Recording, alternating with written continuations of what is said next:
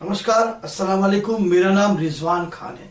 आज मैं आपको मोर के बारे में बताऊंगा, मोर पंख के बारे में बताऊंगा। मोर पंख क्या है? मोर हमारा राष्ट्रीय पक्षी है। मोर हमारा और श्रीलंका में राष्ट्रीय पक्षी घोषित किया गया है। मोर एक पवित्र पक्षी है। मोर अगस्त के महीने में अपने पंखों को छोड़ देता है, उसके पंख झड़ जाते हैं। मोर बरसात के आने पर खुश होकर नाचता है। जब वो नाचता है तो ऐसा लगता है हीरे जड़ित सोने चांदी के आभूषणों से कोई कपड़ा अपने ऊपर डालकर वो नाच रहा है। इतना खूबसूरत नजारा होता है उसका। पक्षियों का राजा माना जाता है मोर। हमारे सम्राट चंद्रगुप्त मौर्य के जमाने में उनके राज्य में जो सिक्के चलते थे उनके पीछे भी मोर का ही चिन्ह होता था। बादशाह शाहजहां जिस गद्दी पर बैठते थे उसके पीछे भी मोर ही बना होता था और आसपास भी 2 सोने के बोर बने हुए होते थे। वैसे उनके तख्त का नाम भी तख्ते ताऊस था, क्योंकि इंग्लिश में मोर को पीकॉक और अरबी में मोर को ताऊस कहते हैं। ताऊस यानी मोर हमारे जीवन के लिए कितने उपयोगी है मैं आपको बताता हूं। मोर पंख प्राचीन काल से ही श्री कृष्ण के प्रतीक भी माने गए हैं, लेकिन मोर पंख का संबंध सिर्फ श्री कृष्ण से ही नहीं है। मोर पंख में सभी देवताओं का वास भी माना गया है। प्राचीन समय में देवताओं ने मोर की सहायता से संध्या नामक असुर का वध किया था और पक्षी शास्त्र में मोर को बहुत महत्व दिया गया है। मोर बुद्धि की देवी सरस्वती का वाहन है। मोर पंख पवित्रता का प्रतीक है, क्योंकि वो पाक जानवर है और बुरी शक्तियों को नाश करने वाला पंख होता है। इसलिए मंदिरों में और मस्जिदों में मोर पंख से झाड़ा किया जाता है और नजर उतारी जाती है। ज्योतिष शास्त्र में भी मोर पंख का विशेष महत्व है और सभी ग्रहों का प्रतिनिधि माना गया है उसको, और नकारात्मक ऊर्जाओं को दूर कर देता है और सकारात्मक शक्ति हमारे शरीर में पैदा कर सकता है। कई उपायों और टोटकों में भी मोर के पंखों का प्रयोग किया जाता है। मैं आज आपको बताऊंगा मोर पंख से होने वाले चमत्कारी प्रयोग के बारे में, जिससे आपको वाकई में बहुत फायदा होगा, क्योंकि मोर एक पाक है। आप मोर के पंखों का प्रयोग अपने घर परिवार के लिए भी कर सकते हैं, तावीज के लिए भी कर सकते हैं। आज मैं आपको बताऊंगा कि मोर हमारे लिए कितना उपयोगी है, लेकिन उसे कभी मारिए मत। अगर उसके पंख आपको झड़े हुए मिले तो उसे आप प्राप्त करिए, क्योंकि मोर मारना कानूनन गुनाह है। जी हाँ, अगर आपके घर का मुख्य द्वार वास्तु के अनुसार आपका नहीं है, वास्तु के गलत तरीके से बना हुआ है, तो कोई घबराने की जरूरत नहीं। आप अपने दरवाजे के मुख्य द्वार पर, मेन द्वार पर मोर पंख लगा दीजिए। आपके मुख्य द्वार का वास्तु दोष दूर हो जाएगा। ये जरूरी है, होता है।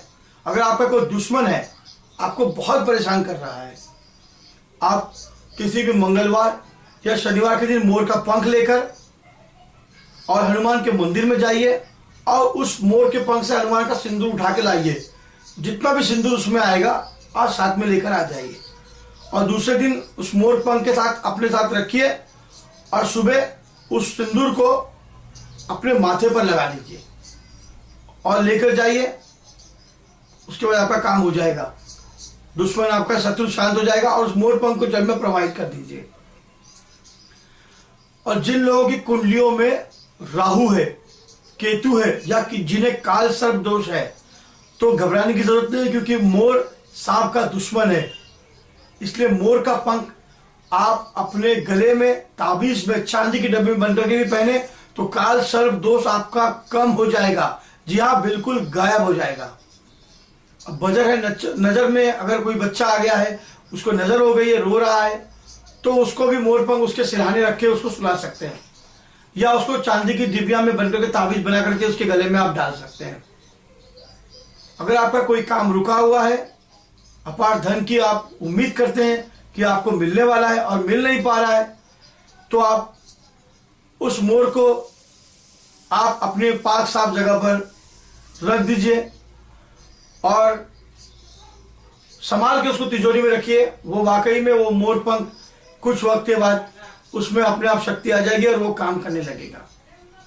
और आपके उस मोर पंख को हमेशा साथ लेकर जाइए और आपका धन आने का रास्ता अपने आप खुल जाएगा। लगातार संकट आ रहे हैं, परेशानी आ रही है और उन कष्टों को रोकने के लिए अगर आपको चाहिए तो आप अपने घर के अग्नि कोण पर मोर का पंख लगाइए। उससे आपको उसका प्रभाव देखने को मिलेगा और आपकी मुसीबतें दूर हो जाएगी। और जिन लोगों की कुंडली में राहु केतु और काल सर्प दोष है या निर्माण हो रहा है, उसके लिए ये उपाय बहुत प्रभावशाली में जो आपको बता रहा हूं। सोमवार के दिन जो तकिया आप लेके सोते हैं उसमें भी आप 7 मोर के पंख डाल दें और सो जाएं, उसको रख के नींद के लिए, तो आपके लिए सब परेशानी खत्म हो जाएगी। और अपने पश्चिमी दीवार पर भी आप मोर पंख का पंखा लगा सकते हैं। उससे राहु केतु का प्रभाव आपके घर पर, आपके घर में नहीं होगा और काल सर्प दोष का निवारण भी हो जाएगा।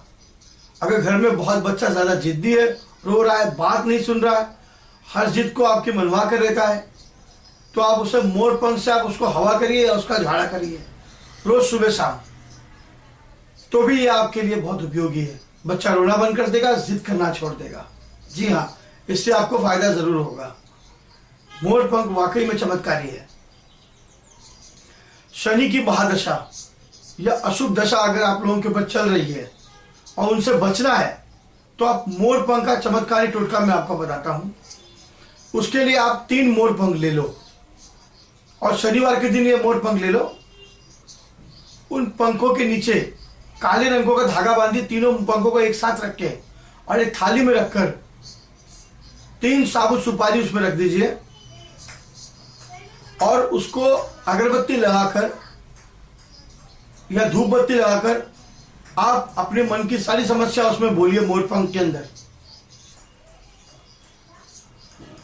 और इन पंखों को और इन सुपारियों को लेके जाकर किसी बहते हुए जल में चढ़ा दीजिए और शनिदेव को जाकर कोई मिठाई वगैरह चढ़ा दीजिए।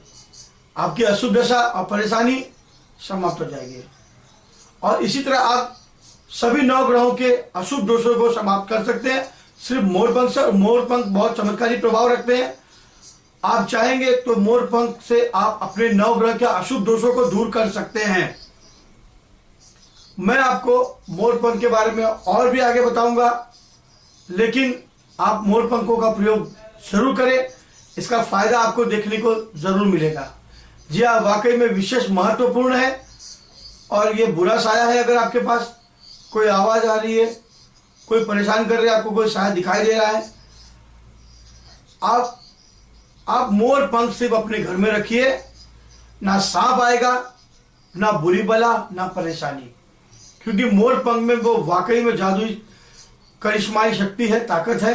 हमारे बड़े बड़े पीर फकीर बाबा मौलवी लोग भी मोर पंखों का इस्तेमाल करते थे। मोर वाकई में चमत्कारी और पक्षियों का राजा कहा गया है। अगर आपको मेरे वीडियो पसंद आया हो तो आप इसे लाइक जरूर करें, सब्सक्राइब जरूर करें और मुझे मेल जरूर करें। मैं आपके लिए जरूर कुछ ना कुछ नया खोजता रहूंगा और आपके लिए कुछ ना कुछ नए वीडियो बनाकर अपलोड करता रहूंगा। नमस्कार, खुदा हाफिज।